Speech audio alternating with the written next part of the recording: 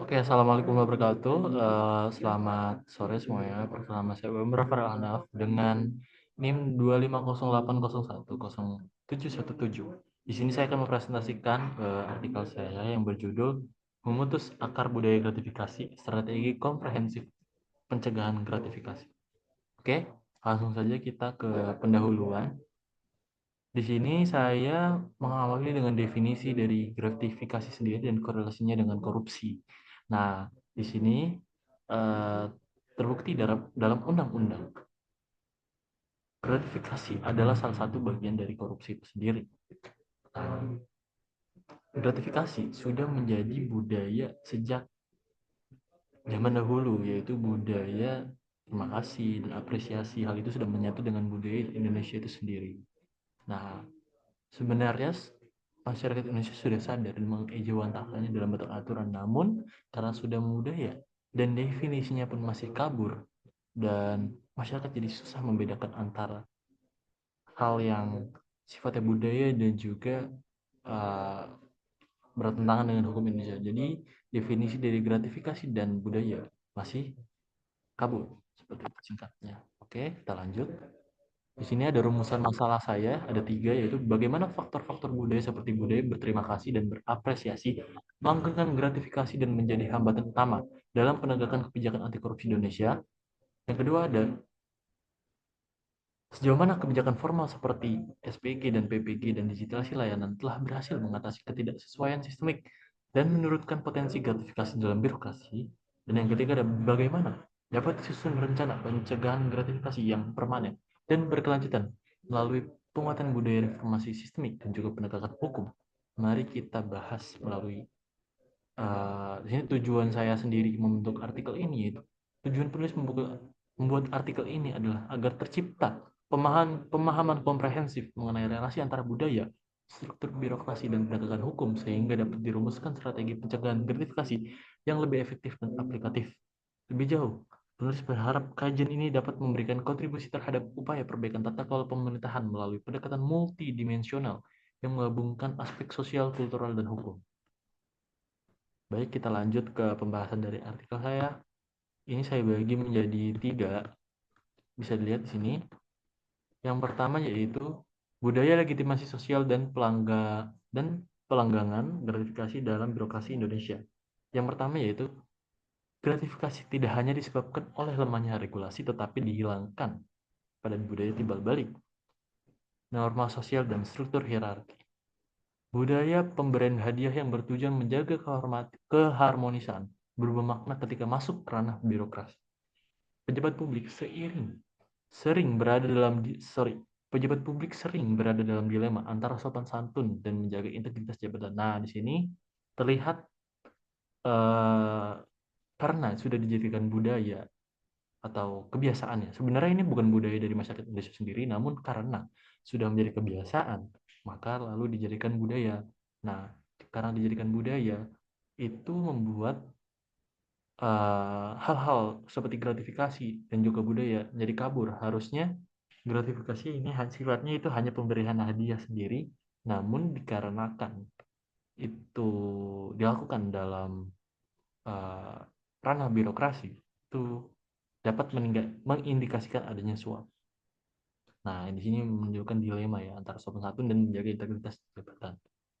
Batas antara pemberian terisi dan pelanggaran hukum sering kabur. Nah, ini ya seperti yang saya jelaskan tadi, pejabat sulit menolak pemberian karena tekanan norma kesopanan dan hierarki birokrasi seperti itu.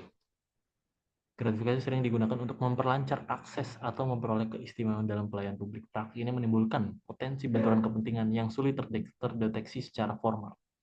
Nah, ini adalah akibat gratifikasi menjadi praktik yang terus berulang karena dilegitimasi oleh budaya, sulit disembunyikan dan tidak dan sebenarnya tidak merugikan jika itu tidak masuk ke ranah birokrasi. Namun jika masuk ke ranah birokrasi, hal itu menimbulkan adanya kerugian. Di sini saya belum menyebutkan, mohon maaf.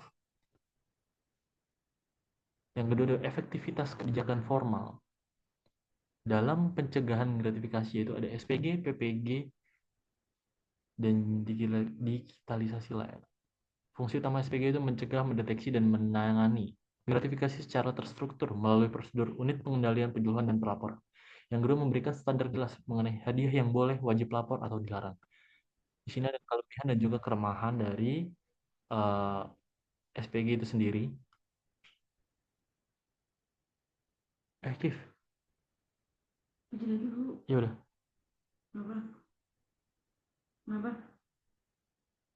baterai lo habis nih. Udah lanjutin makanya. Oh ya, bisa. Bisa lanjutin aja. Oke, selanjutnya ada kekuatan dan juga kekurangan dari SPG sendiri. Yang pertama itu meningkatkan kualitas pelaporan dan pengendalian integritas lembaga yang menerapkannya dengan serius. Yang kedua, membangun kesadaran kolektif tentang risiko gratifikasi, bukan hanya mengandalkan integritas individu. Yang ketiga, berikutnya ada kelemahan SPG. Yang pertama yaitu banyak instansi hanya menjalankan SPG sebagai formalitas administratif tanpa perubahan budaya kerja. Yang kedua ada pengawasan internal lemah, terutama di daerah dengan SDM terbatas. Yang ketiga ada tidak ada sanksi tegas bagi pelanggar prosedur. 4. Minim pelatihan sehingga banyak pegawai tidak memahami mekanisme pelaporan. Jadi di sini dapat dilihat bahwa aturan memang penting, namun yang lebih penting adalah tentang bagaimana kerjasama, bagaimana keinginan dari suatu antar lembaga untuk meminimalisir adanya gratifikasi itu menjadi salah satu poin penting untuk mengendalikan angka gratifikasi. Seperti itu. Tidak hanya dari aturannya, namun juga dari internal dari lembaga tersebut serta integritas dari masing-masing pegawai dari lembaga tersebut. Nah, di sini saya akan bagian ketiga yaitu ada strategi pencegahan gratifikasi berkelanjutan di Indonesia. Pencegahan gratifikasi yang berkelanjutan di Indonesia menuntut strategi komprehensif yang menyentuh aspek integritas pegawai, pengawasan berlapis, serta konsolidasi sistem digital lintas sektor. Penguatan integritas aparatur menjadi fondasi utama melalui pendidikan anti korupsi berkelanjutan, keteladanan pimpinan, serta penerapan kode etik dan sanksi yang tegas. Strategi ini harus dibarengi dengan peningkatan kualitas pengawasan internal maupun eksternal, termasuk penguatan APIP, kolaborasi antar lembaga pengawas, dan optimalisasi whistleblowing system sebagai kanal pelaporan yang aman. Selain itu, konsolidasi digital diperlukan agar layanan publik tidak sekedar dipindahkan ke platform elektronik, tapi benar-benar terintegrasi melalui interoperabilitas sistem, standarisasi prosedur digital, serta pemanfaatan teknologi seperti AI dan data analitik untuk mendeteksi pola risiko gratifikasi. Melalui pendekatan struktural, kultural, dan teknologi yang berjalan simultan, upaya upaya pencegahan gratifikasi dapat lebih efektif dan berkelanjutan dalam mewujudkan birokrasi yang bersih dan transparan. Kesimpulannya adalah cegahan gratifikasi di Indonesia membutuhkan pendekatan yang lebih komprehensif daripada sekedar memperkuat aturan hukum, karena praktik gratifikasi telah melekat dalam budaya sosial, perilaku birokrasi, dan nilai organisasi. Regulasi seperti SPG, BPG, dan digitalisasi layanan memang menyediakan kerangka formal, namun keberhasilannya sangat bergantung pada kualitas implementasi dan komitmen pelaksanaannya. Kunci utamanya adalah pembangunan integritas pegawai secara berkelanjutan melalui pendidikan anti korupsi, pembinaan moral, penguatan kode etik, dan keteladanan pimpinan yang menjadi penentu arah budaya organisasi. Selain itu, pengawasan internal dan eksternal perlu diperkuat melalui peningkatan kapasitas APIP, kolaborasi antar lembaga pengawas, serta optimalisasi whistleblowing sistem sebagai kanal pelaporan yang aman. Digitalisasi layanan publik juga harus dijalankan secara terintegrasi dengan interoperabilitas data, standarisasi prosedur, serta pemanfaatan teknologi seperti AI dan analitik data untuk mengurangi kontak langsung dan menutup celah gratifikasi dengan menguatkan integritas pegawai, memperkokoh pengawasan, dan membangun ekosistem digital terpadu. Pencegahan gratifikasi dapat menjadi praktik etis yang mengakar dan mampu memperkuat kepercayaan publik serta mewujudkan birokrasi yang bersih.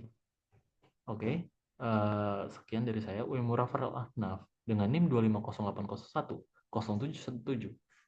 Uh, inti dari artikel saya yaitu memberikan strategi untuk mencegah dari gratifikasi itu sendiri. Sekian dari saya. Dah, terus apa lagi? Udah gue ini nyimpennya gimana? Ya tuh simpen sendiri udah langsung otomatis. Cuma uploadnya gimana nih? Hentikan berbagi apa nih? Udah gue jeda. Terus? Dulu jeda. Apa lagi?